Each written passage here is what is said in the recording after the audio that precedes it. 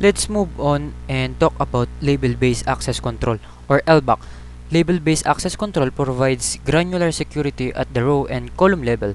It uses a label that is associated with both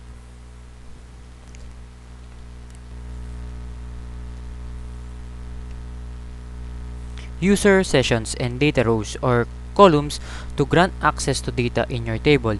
The figure illustrates how LBAC works. In the figure, the table M has one column salary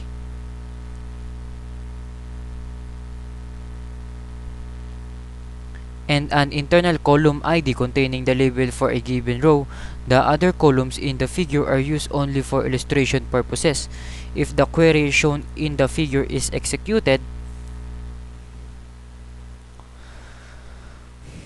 depending on the label the user has, he will be able to see different rows. The column with the title No LBAC represents the rows that would be selected if LBAC has not implemented. As you can see, all the rows with a salary greater or equal to 50 are selected. Now let's say the user issuing the query has a security label of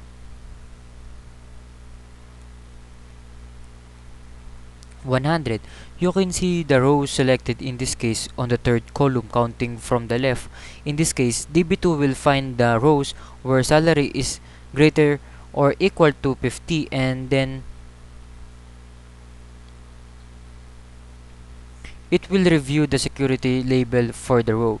For example, the first row has a salary of 60000 and a label ID of 255. Since this user has a label ID of 100 which is smaller than 255, cannot see this row and therefore the output from the query will not return it. LBAC security needs to be implemented by a security administrator that has the SecAdmin authority. LBAC is not a feature available with DB2 Express C. Let's move on and talk about extended security.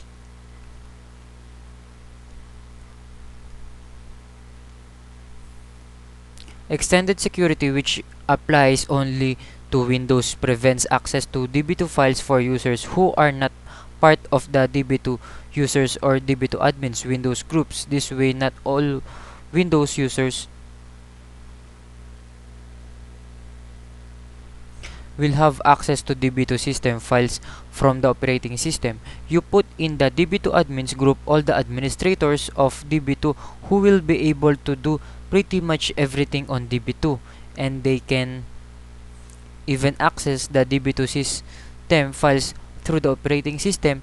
In the DB2 users group, you put users who can work with DB2 objects through the operating system. Finally, let's talk about trusted context.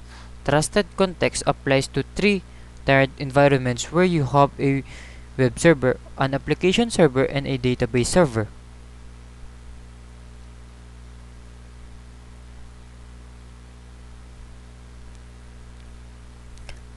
It tries to solve the problem if identifying who is doing what at the database server. What happens is that though there can be many users coming from the web server to the application server with their own user IDs, say Mary, Tom, Sue, etc. in the example, the connection from the application server to the database server is normally done by one or few connections with fixed user IDs met in the example. This is done for performance reasons since disconnecting often from the database can be costly. However, this raises a security problem of not being able to map one to one which web user perform what action on the database server.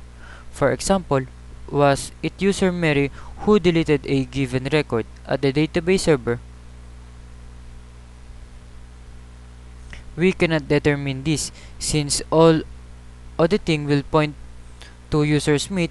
Using trusted context, you will not break the application server to database server connection so that it's one connection per user. What you do is you keep using the same fixed connections. However, you can identify through using, for example, the IP address, domain name, and so on. The user performing the operation, you can also assign roles to the twisted context. In the example, trusted context is created.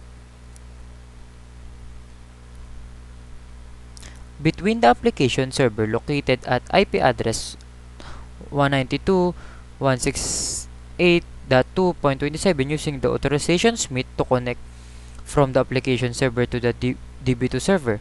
So when there is connection coming from user Smith from this IP address, the trusted context will take place and this connection will have the role of manage role.